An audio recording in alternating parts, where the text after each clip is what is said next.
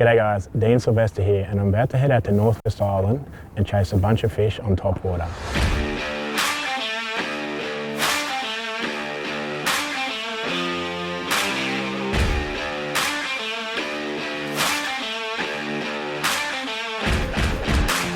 Oh my God! Oh yeah, he's on ya!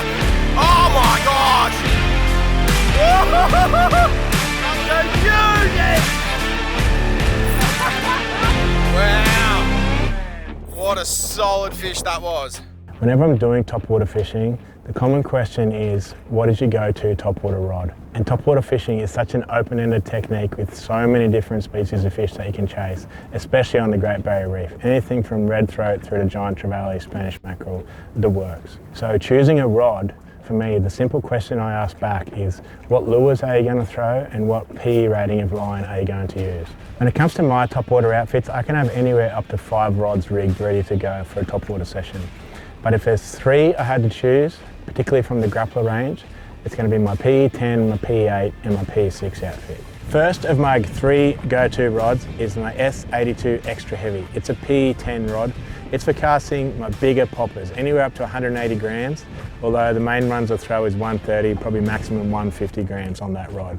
The reason for running an extra heavy rod and why that is purely just for my big cup face poppers is the ease of popping a lure. Using big poppers with big cup faces is sometimes hard work if you don't have the right rod. Using a stiffer rod like the A2 Extra Heavy means whatever movement I do to that rod, it's going to be directly on that lure without any give in my rod tip. So when I hit it, it doesn't load the rod and then slowly pull the lure through the water. When I hit that rod, that lure pops. Similarly, that's why I don't run any of my stick baits on that extra heavy rod, because when I go to hit my stick bait, it's going to cartwheel out of the water. A stick bait really needs a rod with a little bit more tip, so that when you sweep the rod, it loads the rod and will then draw the lure through the water at a nice smooth pace, giving it the best action. Sort of like slingshotting it through the water under the load of the rod. Rather than when I run the extra heavy rod, it's going to cartwheel that stick bait straight out of the water. And same again when it comes to running a popper. If I was using my lighter rod, just the heavy, when I go to pop, same thing, the rod loads and it doesn't pop that lure, give it that good cracking sound. It sort of just drags it through the water first and gets it to pop. Yes, it will pop and it can get a subtler action, but it's a lot harder work hitting that softer rod. The second grappler rod that I like to run is the S82 Heavy. So the 8'2" is the length. All the rods I run from the Grappler range are 8'2", so they have the same general feel, same castability, and also with that extra length, put myself in a better position to keep the line above the reef when I'm fighting those fish that really want to get me down in there. The S82H is where I run all my larger and mid-range stick baits. I'll also run some of my smaller cup face poppers, so still a relatively big lure, but it has a smaller cup, so that lure is a lot easier to pop, and if I ran that on the 82 Extra Heavy, that lure is going to blow out and cartwheel. The 82H is rated to up to 150 grams. The majority of the time I'm only running around that 130 gram sticky or 130 gram popper, but again, it's only the small cup face poppers. The third topwater rod for the Grappler range that I like to run is the S82M. It's a medium rod rated PE6. It can cast lures up to 120 grams, even though majority of the time I'm only running things around that 50 to 70 grams on that rod. It's my small stick bait rod.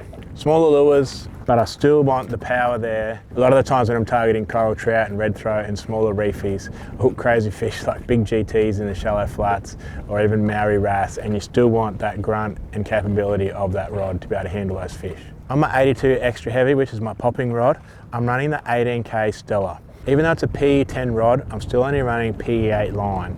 Purely that's for castability, but also a little bit for line capacity. I can hold a lot more PE8 than I can PE10. For my stick bait outfit, I'm running a 14K reel. This one's a twin power in the 14,000 size. I'm not running PE8 line on this. I mean, it's a 14,000 reel. I don't really want to put it through the pain of trying to handle PE8. So I do run PE6 line, even though it's PE8 rod. You'll be surprised with the size of the fish that you can manage on a 14K reel with PE6 line. For my final topwater outfit, if I know I'm specifically going to go and chase coral trout, red throat, emperor, those sorts of fish, I'm just going to run a 6,000 size reel on the rod so I can have it in my hand all day. Super light, this combo, and still has the power if I happen to encounter a GT or something crazy along those lines. But If I am going out to throw smaller stick baits on shallow flats for bigger fish, I'll then swap the 6000 out for a 14K on that same rod. This 6000 is only rigged with PE4 line. Same again, PE4 is well and truly strong enough for this sort of scenario, and castability and user-friendly, PE4 is just a great match to that 6000 size reel. As far as having a range of outfits to go for the day, I'm going to run the 18K on the extra heavy, 14K on the heavy, and the 6000 on the M. So before I head off, I'll leave you with one last tip. By tying a solid ring to your line or a swivel, you can put a split ring between your lure and that solid ring, or between the split ring and the swivel. That way I can just split ring my popper off and put a stick bait on.